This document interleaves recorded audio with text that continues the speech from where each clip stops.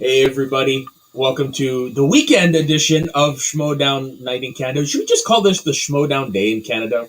The I guess so. Schmodown brunch in Canada. Hey, I like that. I like that because it is right before lunchtime, and where I'm at, it's just after for you. So I mean, Yeah. hey, Who knows? uh, who knows? Yeah, but You got to anyways, redo the logo. Then it's a whole thing. it's a whole rebranding thing. Yeah, I'm your friendly neighborhood soda, and I am joined once again by my good friend Dave Leese. How you doing? I'm doing great, Soda. This was a really exciting week of matches, upcoming coming rookies, favorites who we would wanted to see in singles for a while. It was a Yeah. great time. Yeah, yes, it was. I happened to watch all the matches on Friday, which I think might have been a little bit of overkill. Hey, Ben. Because, yeah, woof. I think I started at what? 1:32 in the afternoon, and I finished when the live event ended. Jesus, man. You know what? That is commitment to the craft right there. That and a little bit of procrastination on my part from earlier in the week. Well, tech issues really didn't help you out there with the matches having to be delayed. Yeah. But speaking of the matches we got some exciting matches this week. We did. Starting off with Bradley Tingle, the best last name in the Schmodown, and against Ty the Tyrant Lieberman. Like, this was a match that I didn't think I would be as entertained by that I was, but I loved every second of it. Me neither. This is the hot topic of the week, though. What do you think of the Tyrant? I really liked his bougie character. He's just like higher. It's like on first glance, you would say, oh, Lon is no longer the professor. This is the new hoity-toity guy. But he is so different than Lon's professor ever was that you just look at him and you're like, what a prick this guy is. But at the same time, halfway through the match, you're like, I like this. This is a fun character. His character kind of reminds me of the yuppie douchebag college student bad guy you get in a movie like Van Wilder. Oh, yeah. I was getting total Shooter McGavin vibes. Yes. This guy. But I loved it. And I thought that him and Gucci's chemistry really meshed very well, which is something that I've been saying, I think, for every single rookie we've seen come in with Gucci this season. Yeah, it seems like he has the ability to mesh well with the douches. The dossier was apparently very thorough and in its recruitment, and it got him a couple winners. But also, I really liked Bradley Tingle's the Rubik's Cube gimmick that he had the entire time. And because I've been one of those people who very much I'll take the stickers off. You're totally right, Snark. Ty Lieberman, the Tyrant will be a star. Yeah, he's definitely got the makings of it. Oh, for sure. I remember, and just anytime I can see someone doing anything while they're also doing a Rubik's Cube, I'm like, this person I'm not smart enough to even watch this person on screen. Yeah, I don't think I've ever successfully completed a Rubik's Cube without cheating. Very much get the paint, just paint the sides. Oh no, not me. I took it apart. Ah, well, you know what? That's a reasonable thing to do. So, getting into the actual matches itself, what did you think of both of their play outside of their character work? Their play was, for the first time doing it, it was adequate enough. I'm looking at the score here, 16-15 by knockout in favor of Tingle. It was what your normal rookie match was. It didn't need to be Babe Ruth in Game 7 of the World Series. It just was what it needed to be, and it succeeded. Yeah, I agree. And this match actually has a lot of similarities to a match we're going to talk about next, which is Hoik versus Griffin Newman, another Gucci. Newman. Oh my God! Yes, I did that every time. Yeah, that's why I named the video Newman instead of Glare. But they both really impressed me, like on an adequate level for their first game. Both getting 6 points in round one is impressive enough. But then it was very clear that they all knew the game very well, which is it's not something that is uncommon for rookies these days, but it's still very impressive whenever you see rookies come in, especially rookies who are uh, well known in other circles, to come into the Schmodown and be like, yeah, I know exactly what I'm doing here. Yeah, what is the backstory on these two? Do you know? I believe Bradley Tingle is a friend of Mark's, Okay. and the Tyrant, I believe, works with Ethan. Oh, okay. Or that might be Griffin. I forget. One of them works with Ethan. Yeah, I was to say Lieberman looks like he works with Ethan, whereas Newman looks like he works with in the subway. It looks like he works with Tom Dagnino. Yeah, exactly. But it's always very impressive to me when people are able to come in and show their knowledge off, not only with the movie knowledge, but also in the game. Anything else that really sticks out to me here is Winston made a very cool. Resident Snark says Ty is the one that works with Winston. Ty does? Yeah, makes sense. He's got the scarf. Yeah, yeah, exactly. Winston also, before we get deeper into the match, made a very big point that this was the Cube was his one rookie that he actually drafted this year. He drafted very heavy in known quantities. Do we think that strategy is already not so much working out? Because we've seen the rookies come in this season and just be crushing it. Mm-hmm. Not necessarily. Like, I mean, if you look at last year, like Shannon had a similar season. It seems they were in the bottom, and then once their big guns started to play, that's when the points accumulated. So I think that's kind of the path they might end up going this year. Mm-hmm. But no, and I mean, I'm not particularly worried for any of these guys, any of these factions. To be honest, we're still early in the season. No, that's so true. The only big thing that I wanted to say from round two was I really liked the inclusion of Sigourney Weaver as a category. It's not one. I know it's one of the new ones, but I don't think it's been spun yet. So I believe this is the first time we've had it. Yeah, I was really impressed by their knowledge, because obviously Tyrant's able to get some steals in this category, but it's very clear that they're giving the reverence to such an iconic piece, such an iconic person in movie history, that I love seeing her represented on the wheel. Yeah, I agree. She's definitely carved her niche in the zeitgeist that is known as pop culture, and I mean she's has a pretty lengthy resume. Like, her career goes back to the 1970s. So I mean that's a pretty deep category for this actress. Yeah, and that is the thing, because like when you think of Sigourney Weaver, you're like, all right, Aliens, Ghostbusters, Cabin in the Woods. She has that great cameo. Yeah. And then if you're into that kind of movie, she is the head of the government in Paul. She is the head of the government in Paul. But they're going back, talking about like what 1981 political thriller was she in. We're getting the full expanse of her filmography, which I really like. Yeah, me too.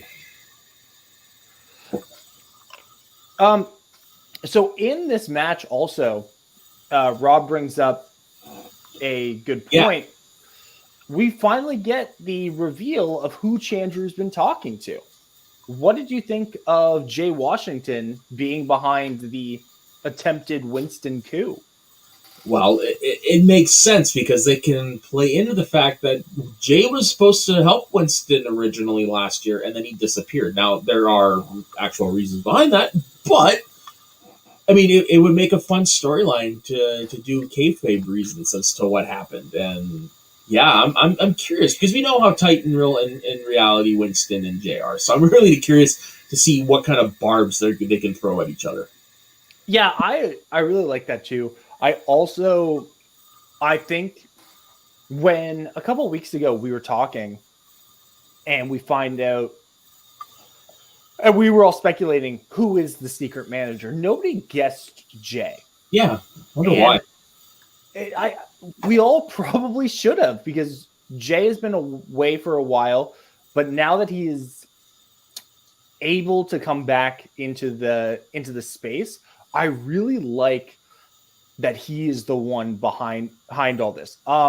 We didn't get a chance to actually. Uh, let's wrap up talking about the top this match, and then before we get into the next match, I just want to talk about some of the scenes we saw this week because we actually on Friday we got the conclusion or the next evolution in the Winston storyline, and we actually didn't get a chance to talk about it on our show, so I'd love to do that here. There we go. So other category that was spun in round two is classics. Mm-hmm.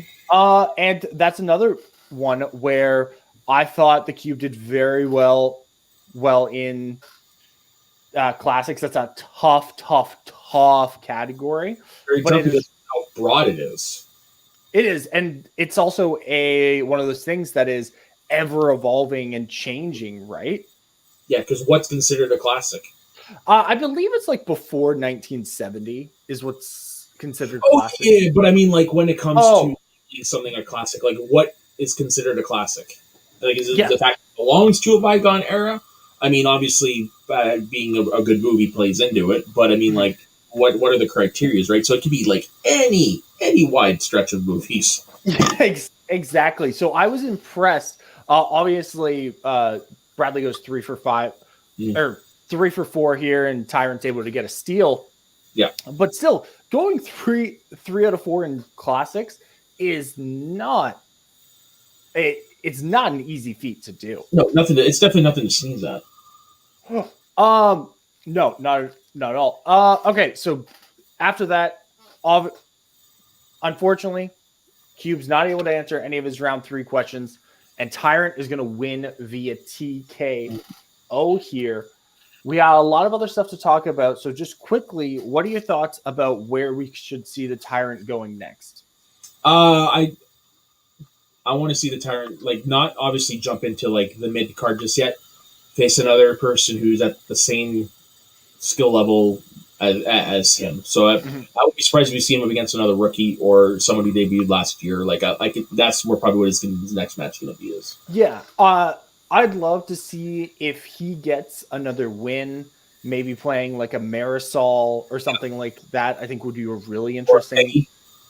Oh yeah, Peggy would be a really. You know what, Soda?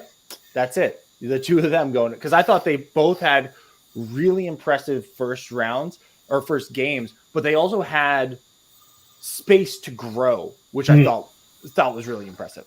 Yeah, and then as for Tingle, yeah, it's probably going to be the same thing for Tingle. Say somebody who's lost like a page, it's going to be. It's tough for rookies, especially this season. If you lose that first match, that there's so many people in the league now that we're not, unless you really came out swinging, you may not get another match. But I hope we see him again. Yeah, Snark. That's next. We'll get into that next. Don't worry. Well, also he can't play Griffin Newman because they don't want to have faction on faction violence. Yeah.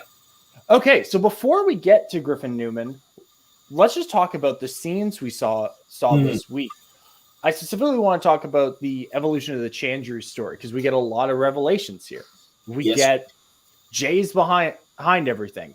Then we get to trying to recruit Oyama, which Oyama, he freaking rope-a-dope to me because and Daniel have been talking about on this show. Let's go back to bad guy Paul. So, we all love it. When it comes to Paul, it's like I honestly could have seen him go either way because he's a character. It's like if he'd have gone back to old school prime time, I would have okay, would have worked for me. as we saw, this also works for me too. It turns out he's the one that ratted everybody out. which I really appreciated Yeah. because Paulo Yama has talked about he's another guy like like Dan and like Bibbs, who now he's just having fun playing for the person he's playing with, and he's playing at a higher level. Obviously, Final Exam couldn't get it done, Unfortunately, yes. but he did against Bibbs. So he is in this weird spot where he's probably good staying with Winston. But I loved seeing him put on the jacket, the sunglasses, set your clocks. A little weird with the mustache. A little weird with the porn stash. I like it. When he's not in that costume, it works for me. But when he started putting on, I was like, that's a little weird. So, but then skipping ahead to Friday, we see Chandru and Laura. They're like, yeah, we got Oyama. We fucking did it. What's next? And then Winston crashes in. This is the perfect swerve. Yeah. Because we were all like, okay, Winston's going to get a coup d'etat out of his power because of work reasons or whatever, and they're going to supplant him with someone else. But this was fantastic. Him just coming in and laying down the law. Yeah, went full nuclear. Put everybody in their place, pretty much. Made Chandru sniffer and cower in the corner. For Laura, just showed her that he has the fire, and so looks like they're gonna coexist for a little while. So yeah, which is obviously sad to me and Daniel, as we're like, go back to corruption, Laura. Always next year. Yeah, always next year. But also, I am curious to see now that Winston has publicly laid down the law like this in front of two of his stars in the faction. Is Winston going to take on a more serious approach? He's always had a serious approach, but a more no-nonsense approach. With those two, yes. I could honestly see this being a kind of a shift in character for him entirely. Oh, really? Because I can see him still being the same old swag, drip, drip with everybody else, but with these two, it's like, I got to keep my eye on you. Yeah, I honestly wouldn't mind it because Winston's always been one of the more malleable managers in the Schmodown. So I would really, I'd like to see what does full heel Winston look like, and not even heel, but just like no nonsense. I'm here. Yeah. I'm here, and you will respect my authority. We will get more of that, but I think it's just going to be isolated to these two. Yeah, actually, Snark brings up a good point here. Do we think that this could lead to a Jay versus Winston pay-per-view? Yeah, probably when crowds are allowed back in. Well, it's weird, right? Because we don't know what everyone's situation is, but I wouldn't be surprised if at Collision we have something like this, but with another twist on top of it. Yeah, like Ace was a triple agent or something. This was Ace's plan all along. It was me all along, Jay or Winston. It was me. And Dagan in the chat brings up a good point. Where does Jay go now? Because I think we had a pretty clear trajectory as to where we all assumed he was going to be. But now, what does Jay do? What does Jay do now that he's kind of his number one attack dog in Chandru has kind of been neutered? Weird to see Chandru described as an attack dog. I could see him not begging, but pleading his case to Grace to let him be the ninth faction. Yeah, see, that's an interesting thing that I had considered. I think we had all been attributing the Chandru storyline to the Shmominati, but now that we know that it's Jay... Hey, you never know. Jay could be an instrument of the Shmominati also. He is. There's a chance, but now I almost wonder are Jay and Grace two independent factions working to a similar goal? Will Maybe. they come to a head in some way when Jay is publicly outed? There's a lot of great things to consider. Yeah, is the only issue I have with this is just it seemed too soon because we just had the J reveal and it seemed like it happened too fast to have Winston put them in its place. I Well, would have me. I would have let it breathe like maybe at least another 2 weeks. I think though that the Winston thing is a total subversion of what we all thought it was gonna be. So now, because I think we all expected the Jay thing to get time to breathe, but now that it hasn't, I think that only escalates what we're gonna see, and maybe we see Jay personally reaching out to people in the faction, like Eric Zipper. Maybe he goes after Ace and is like, "Hey, Chandler's an idiot, but I got you." Okay. And then I think at Collision we will definitely see some sort of swag civil war. Yeah, we'll definitely see. I wouldn't be surprised if at Collision we do see a confrontation of sorts between both members of Blurs in the Hood. Yeah. All right. With that, we still got two fantastic matches, and we promised that this episode was not going to be the longest one in history. Promises. Empty promises. So Griffin Newman versus Mark Edward Hoyk. So that's interesting because I knew nothing about Griffin Newman going in. See, I had, as soon as he was taken so early, correct me if I'm wrong, he was number 1 by the Finstock Exchange, right? Yeah. First draft pick, yeah. So immediately I started doing, I put my sleuth hat on and I was like, gotta find out all about Griffin Newman. Who is this guy?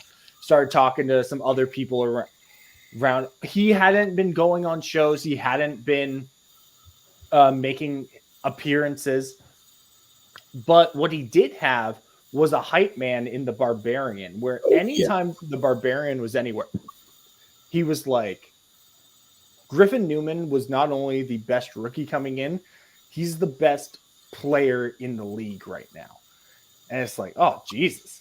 Yeah, and we saw a taste of that this match because the man he's beat has been known for 20 years at this point to be like the king of the trivia nerds. And it's thinking because Newman won the match, which brings Hoyt's combined record to 0-4, 3 losses in teams, loss in this. Yeah. Do you think that this is a case of this guy who used to be a big fish in a small pond, and now he's a small fish in an ocean? I wouldn't call Beat the Geeks a small pond compared to the Schmodown. And I think it's just no. I'm not talking the show. I'm talking the whole online trivia landscape in general. Because back when Beat the Geek was on, it was really its own. It was just that, wasn't it? Yeah, I'm not as familiar with it, but I have obviously because I've been a big fan of Hoyk's character work. Mm. I think he is just a guy like a Drew McQueenie, like a Whitney Seibold. Whitney Seibold is actually probably the best comparison to him. Yes, I would definitely agree with that. Which is why I think they worked so well as a team together. Yeah. But they have just this immense amount of knowledge. But you can't. Knowledge isn't always what wins Schmodown matches. No, of course. And that's been shown time and time again. And I don't think it's so much just he was a big fish in a small pond and now he's a fish in the ocean. I think it really just comes down to the luck of the game and the questions that are put in front of you. I still, based on his team play, if you told me Hoyk's playing pretty much anybody of maybe not like a John Roca, Ben Bateman, like upper echelon guys, but anyone in that mid-tier, like a Janine or a Stacey Howard or a Mark Riley even, I would say, oh man, I don't know. It's a toss-up. So this was actually discussed in Speaking of Schmodown yesterday, but do you think Shannon drops Hoik? See, I don't. He is such a. He's such a big personality and just someone who I think has a wealth of knowledge that can be a really strong bench player who can do kind of what the Barbarian did last year. And we saw in Collins's match, he Look was how young shouting. Hoik is in this. This was during the Beat the Geek era.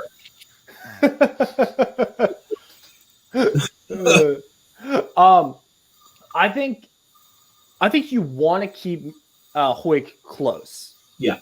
Because I wouldn't send him down to the FCL because, as Collins was saying, he's more invested now because he's been able to fix the koi problem that was happening at his house in terms of the internet. Yeah. So he is able to be more involved in those study sessions. He's able to be more involved in faction participation. I think if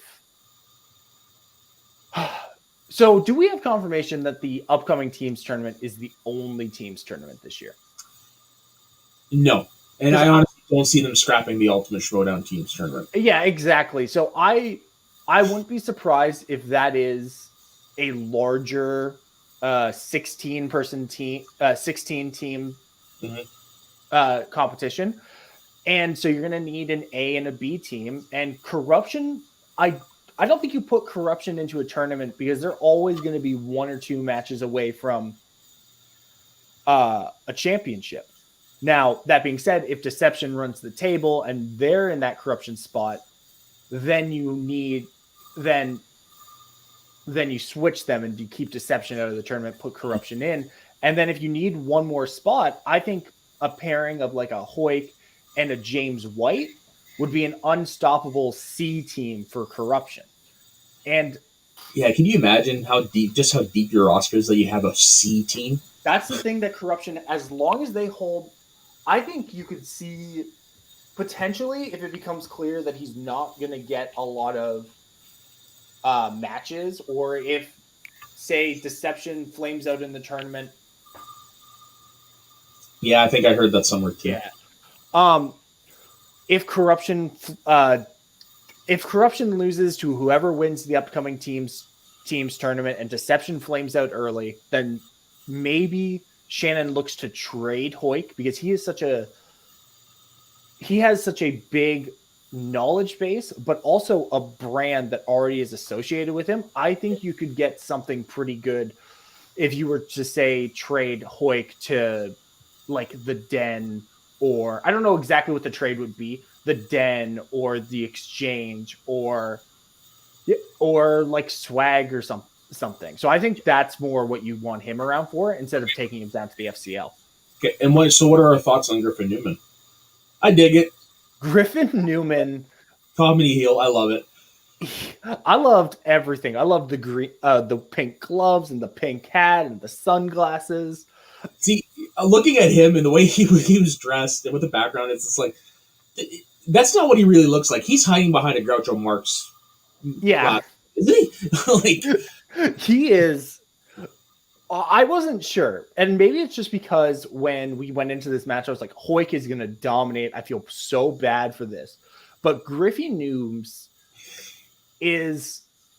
he impressed me very similarly to Ty Lieberman, where they both had pretty good round one, both racking up 6 points. Ty and then Griffin gets Black Cinema in after an opponent's choice in round 2, and he goes almost runs the table, only misses his first one. Yeah, and that has been a category that, you know, because of cultural reasons, a lot of people who look like Griffin Newman have struggled with in the past. So I was very impressed by him. Yeah, me too. The dude brought it. He has the skill. He has the character. I could see him having a decent run. I don't think he's got it in him to be champ, but I think he's got a decent run in him.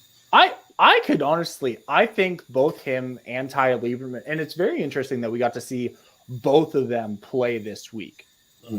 because I think the two of them very much could be what last year Adam Collins and Marisol were, Oh, where they were both really, they showed up with their knowledge, both killed it in their first match, and then one of them runs all the way to the championship, and one of them loses early but makes such an impact that you're looking at them as the potentially number one draft pick next year.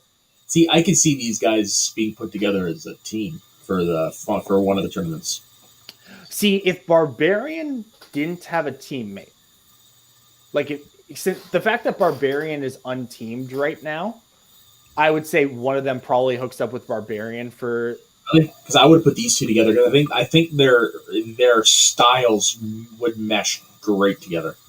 Yeah, but then are you really gonna keep Barbarian out of teams? No, but you also want to burn out Barbarian because he is also singles and he is IG. That's true. And with all the work that he's putting in, I mean, that's somebody I wouldn't want to. Yeah, I'm not saying he could do it. I'm not saying he could do it. That's not what I'm saying. I'm just saying that is somebody I wouldn't want to risk potentially burning out by the end of the year. Yeah, it's an interesting.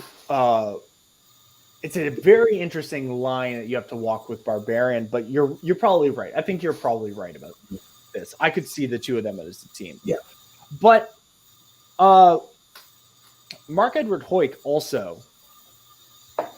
I don't know what to do with him outside of making him that Barbarian player, because he did really he showed up in this match pretty well.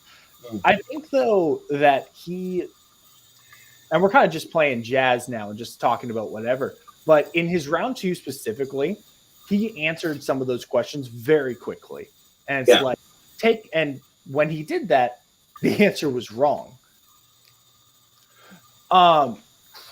So I think that's fair.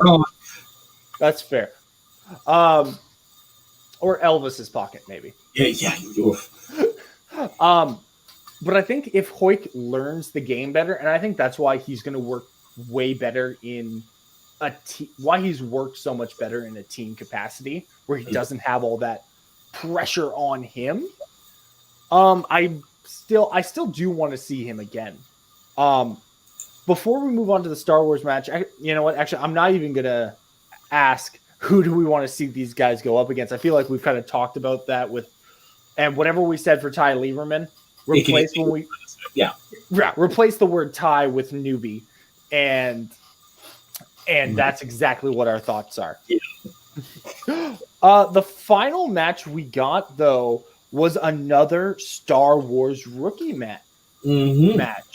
John Hoey going up against Eric Whiteley, another person who's very well known in these mean Star Wars streets.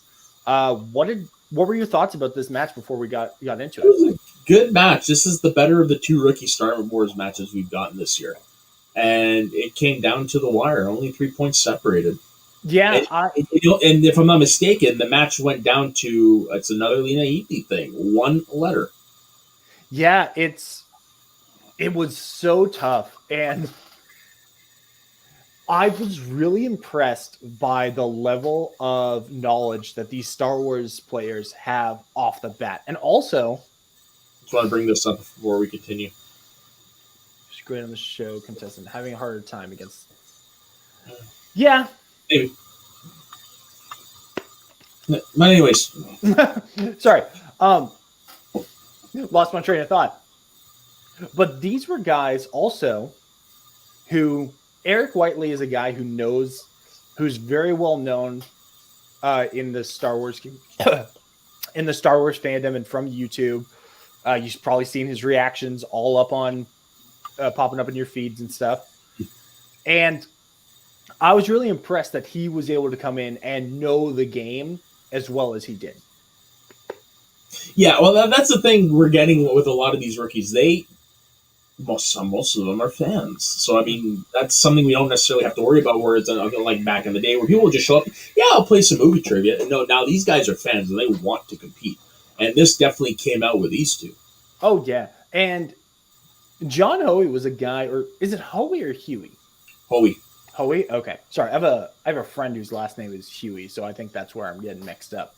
Does he don't he have a relative named Lewis? I don't Like, I don't I haven't done his 23 and me. I don't know. yeah. But he really impressed me because I think a lot of us, me included, we're all Eric Whiteley's probably going to take this. Obviously knows a lot, but I think back and John Hoey has been a guy who a lot of people have talked about. He's very well known in our circles, so you know he knows the game inside and out.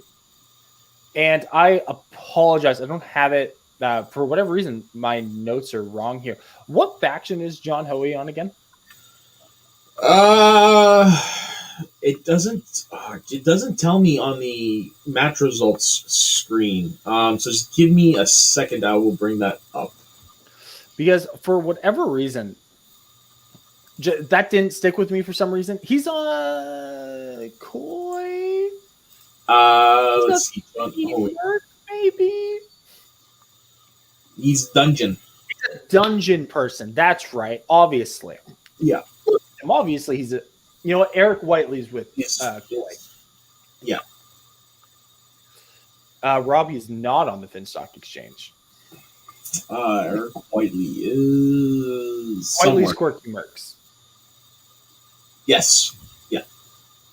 Anyway, I thought this was a good showing from John Hoey and a really strong showing for the dungeon.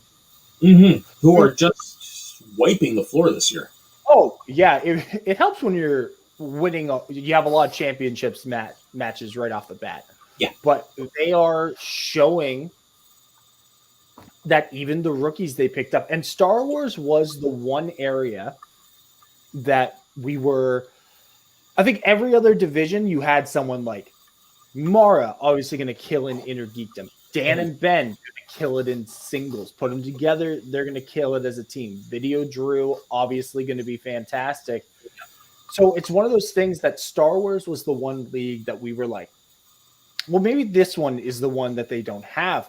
But neither one of these guys played a perfect Andrew DeMolanta, Alex Damon game, but we can't expect that out of every match. And we can't and also we shouldn't expect that from people who this is their first match.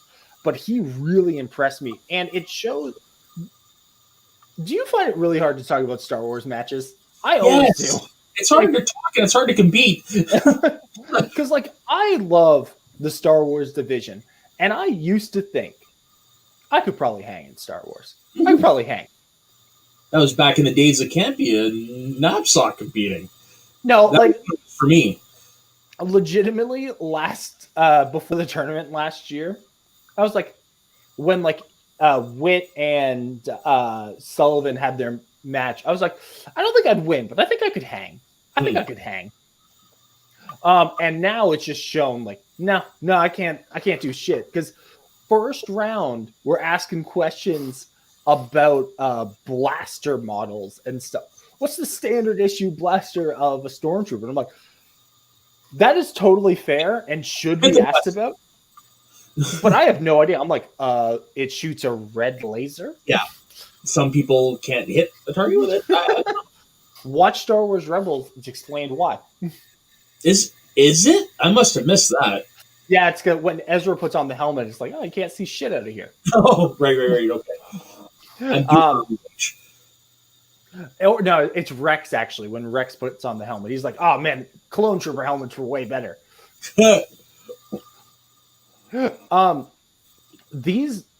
But Star Wars has quickly become what Inner Geekdom was a couple years ago. Yes, when they introduced all those new players, yeah. Yeah, where I am at any point, because it's such a fresh league still, I am just so enthralled every time a new thing shows up. And I think this season's particularly, I think it did this last year, but this season particularly has shown why Star Wars deserves its own division instead of what Gilmore had been talking about on the rundown forever about maybe we just do like a Star Wars Cup. And I'm like, the fact that there are this many people who are able to fill out an entire roster, I really think that I love watching every match, even though half the questions I don't know. Yeah, I'm pretty sure half the questions are written in Nubian, so I understand them. I really don't. So they both do really well. There's not much to talk about the wheel. They both spun Star Wars. Yeah. It was really nice, though. Sorry about that.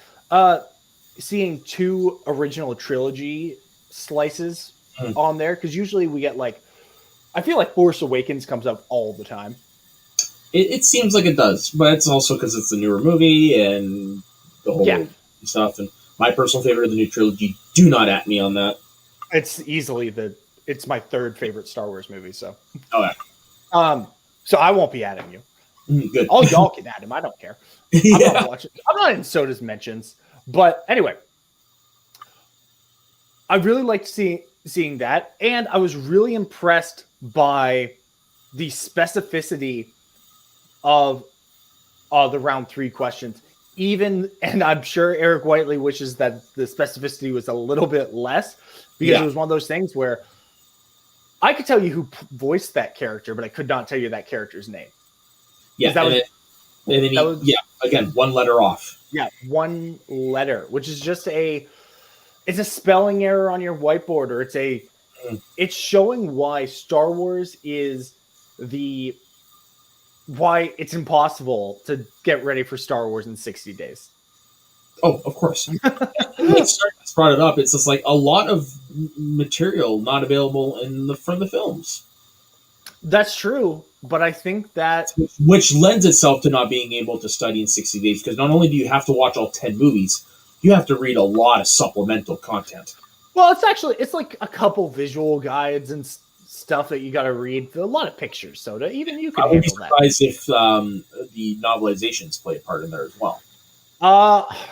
I can't imagine that they do, because I know in like the Revenge of the Sith novelization, there's a lot of conflicting material. So I believe that the official stance is novelization and movie are both canon unless something comes up that contradicts the other, in which case the movie always wins out. Yeah, which makes sense. Yeah, and I would, even though I think next year adding in like Clone Wars, Rebels, Mando, I think is something I'd like to see. You think Obi-Wan should be out by then, huh? I think it comes out next fall. Damn. Okay. So, next Spectacular. Or 2 Spectaculars from now. Spectacular 11. I don't know. So, is John Hoey, is he in the tournament coming up? Did they announce participants for this tournament? I don't think so. I think they've only announced the teams. No, I'm pretty sure, because we know that, like, isn't Adam Witt playing Zach Burkett or something like that? Hold on. You guys broke it down on a show I wasn't on. Dude, I barely remember what I ate yet. But if he's not in the tournament, I really would like to see him get a couple other matches under his belt. With some other, like, gold. I don't think Gold Leader is in the tournament, but still, I'd like to see them all play again. Yeah, it was. Yes, they did it. Sorry, yeah, we did it. Do it. They did announce the tournament. I'm sorry, folks. Again, don't smoke weed. Yeah, it's Adam Witt, Burkett, Gold Leader Wilson, Ace, Sully, and then Thomas and Eric. Eric Whiteley's playing Harper. So, okay, but John Hoey not in the tournament. Yeah, I'm surprised they didn't do playing matches, to be honest. Well, I think because they have this and then the teams tournament coming up. Oh yeah, that's right. Okay, you can't have obviously more than one member of your faction. That's right. So Kaiser went with Witt because he's proven. Yeah, I guess because you probably would have had to submit before. This was going on, and so I'll be excited to see I'd love to see like Joseph Scrimshaw go up against John Hoey now, because Scrimshaw, because they went with Sullivan, Corruption went with Sullivan for the Star Wars tournament. Yeah. So I'd like to see like Scrimshaw get some matches against Scrimshaw John at this point is the elder statesman of the Star Wars division. He's, I guess, the measuring stick, really, the workhorse. And he's a guy who he's the guardian of the wills, if you will. Yeah, there you go. Any final thoughts on the match before we wrap this up? Sorry for a little bit of a shorter show, but yeah, honestly, I wish I understood half of what they were talking about, but it's always enjoyable watching the Star Wars matches just because of how pinpoint accurate you have to be. The minutia that goes into it, it really is the toughest division. Well, I don't know. Singles probably still harder. And all this, Tegan brought this up as well. So that's a reason for me to miss the tournament. Hey man, if you got take care of your family, yo. But yeah, I really liked all three matches that we had this week. I thought that they were all they highlighted some really strong rookies, which I always like to see. Mm-hmm. And I think it set up things going down the line that are going to pay out in dividends. And with that, Soda, where can the people find you online? You can find me over my Instagram and Twitter at soda_the_saxman. You can find me all over this wonderful channel. You can find me all over Media Sweaties Network as well, where I'm on 3 shows there a week. And then last night, I joined the Wrestle Reel guys over at the I can never remember their actual. I know, bad. Yeah, I feel so bad. I love those guys so much, but I can never remember their channel name. But anyways, I was over on Wrestle Reel last night, partaking in the a watch along for night 1 of WrestleMania, and I will be doing it again tonight on that channel for night 2 with the main event of Edge versus Daniel Bryan versus Roman Reigns for the Universal title. So definitely check me out on there. If you want to see me react to the historic Bianca Belair versus Sasha Banks match, definitely check out last night's show. It is a little long, but it's worth it. So yeah, that's where you can find me right now, all over the internet. And as for me, make sure you subscribe to Schmoes of the North. We have all kinds of fantastic things upcoming. Match breakdowns, live coverage of all the matches or all the pay-per-view matches. Soda, Lou, and John from Movie Lovers Unite are breaking down the Mighty Ducks Game Changers. Yes, they're breaking down Mighty Ducks Game Changers. We have the Very Best TV Show podcast where Daniel talks to a guest about. And episode 2 just dropped on that as well. That's true. Episode 2 just coming up. Snark's Midlife Crisis. You saw Rob Snark in the chat. He's been doing stuff. I don't know what his next show is or what it's on, but I'm sure it will be fantastic. So then I got the Canadian Comic Book Club where we talk about comic books and comic book culture. The next episode upcoming next week after, maybe. I don't know. I'm doing it this week. All right. Next episode coming this Tuesday. Yeah. I'm going to steal a Wrestle Reel production meeting on the air. Exactly. Anyway, for me personally, don't follow me on Twitter, but go to my Instagram at BabyJamesLees on Instagram, trying to bring that back, make it a bigger thing. And from all of us here at Schmoes of the North, like and subscribe, be kind to each other. Have a great day. Yeah, we'll see you next weekend.